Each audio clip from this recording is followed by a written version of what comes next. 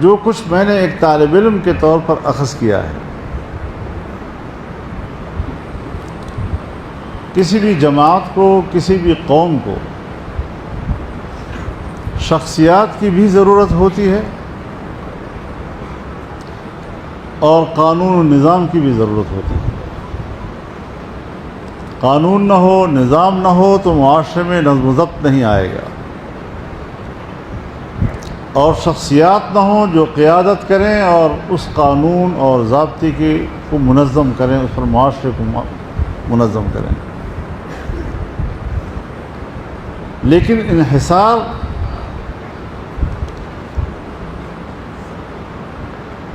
امت کی بقا کا انحصار وہ عقیدے، قانون و نظام کی بقا پر ہے۔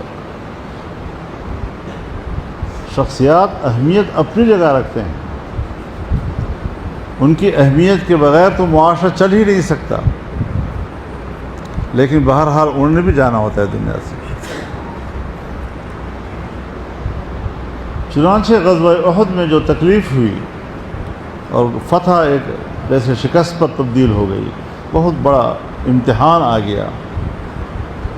72 صحابہ کرام یا 70 صحابہ کرام شہید ہو گئے، آپ کے چچا کو جس طرح شہید کیا گیا، آپ خود زخمی ہوئے، آپ نے غار میں پناہ بھی لی پہاڑ میں جا کر، اور بہت کڑے امتحان سے گزرے۔ لشکر کفار کو یہ خیال ہوا کہ اب شاید ان کے پاس قیادت نہیں رہی،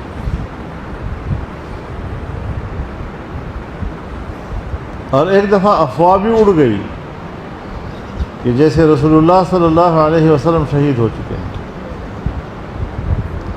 کتنے صحابہ کرام تھے، جلیل القدر صحابہ کرام، جو بیٹھ گئے، تلواریں توڑ دی۔ جس کے سہارے ہم لڑ رہے تھے وہ نہیں رہا، اب کیا لڑنا ہے، ہم کس کے لیے لڑنا ہے ہم نے؟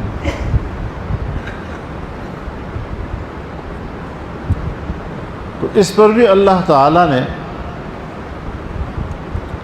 تعلیمات اتاری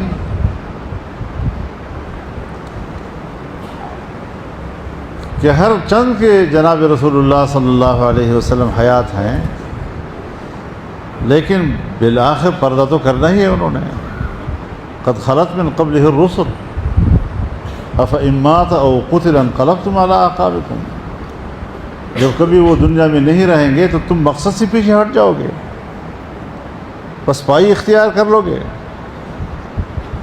اور جو پسپائی اختیار کرے گا وہ اللہ کو کیا نقصان پہنچائے گا؟ وَمَن يَنْقَلِبْ عَلَىٰ عَقِبَيْهِ فَلَن يَضُرَّ اللَّهَ شَيْئًا۔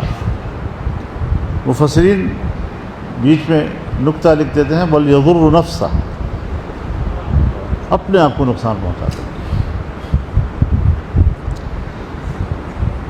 یہ تعلیمات آنے کے بعد ابو سفیان جو اس وقت لشکر کفار کا سردار تھا، اس نے آواز دی افیکم محمد، تم میں محمد زندہ ہے؟ صحابہ کرام نے عرض کیا یا رسول اللہ کیا جواب دیں؟ فرمایا لا تجیبو، جواب مت دو۔ پھر اس نے آواز بلند کی افیکم ابو بکر بن ابی قحافہ، پھر رسول اللہ صلی اللہ علیہ وسلم سے پوچھا گیا کہ حضرت کیا جواب دیں؟ فرمایا لا تجیبو۔ پھر اس نے نعرہ لگایا افیکم عمر بن الخطاب، ہر چند کے حضرت عمر سے رہا نہ گیا، لیکن رسول اللہ صلی اللہ علیہ وسلم نے فرمایا لا تجیبو۔ جب اس کا خیال ہوا کہ قیادت نہیں رہی، پورے صحابہ کرام کی جماعت میں 3 افراد کا نام لینا یہ خود امت کی قیادت پر علامت دلالت کرتا تھا،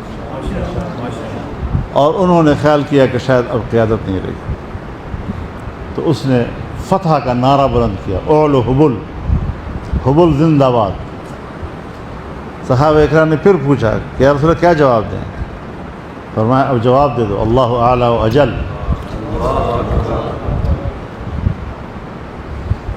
پھر اس نے نعرہ لگایا لنا العزى ولا عزى لكم۔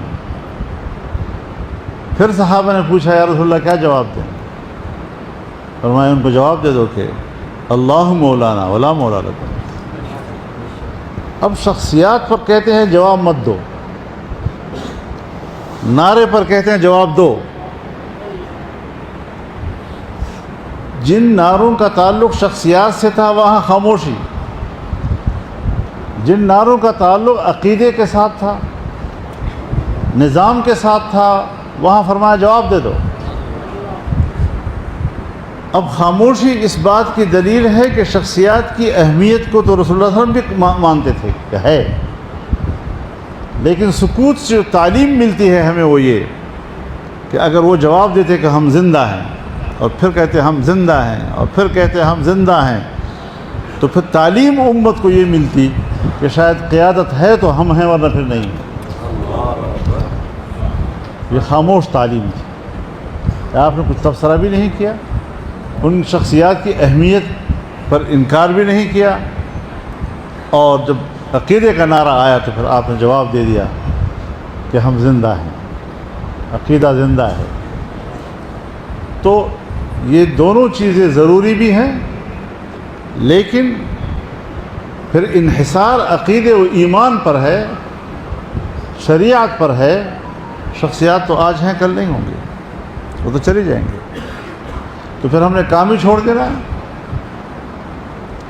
جس مدرسے کی بنیاد